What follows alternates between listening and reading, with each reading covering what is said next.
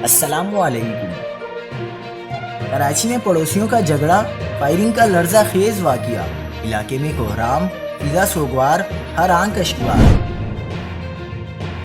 تازہ ترین ویڈیوز کے لیے چینل کو سبسکرائب کر کے بیل آئیکن اور آل نوٹیفیکیشن پر کلک کریں۔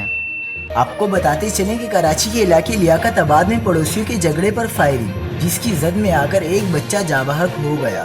پولیس کے مطابق ابتدائی معلومات سے پتہ چلا ہے کہ فائرنگ کا واقعہ جھگڑے کے دوران پیش آیا اور یہ جھگڑا پڑوسیوں کے درمیان ہوا تھا۔ پولیس کا کہنا ہے کہ ملزم عباس نے محبوب پر فائرنگ کی، جس سے گولی ٹانگ پر لگی اور گولی محبوب کو زخمی کرتے ہوئے 6 سالہ بچے کو لگی، جس سے وہ دم توڑ گیا، جبکہ اس دوران ایک شخص فائرنگ کی زد میں آ کر زخمی بھی ہوا۔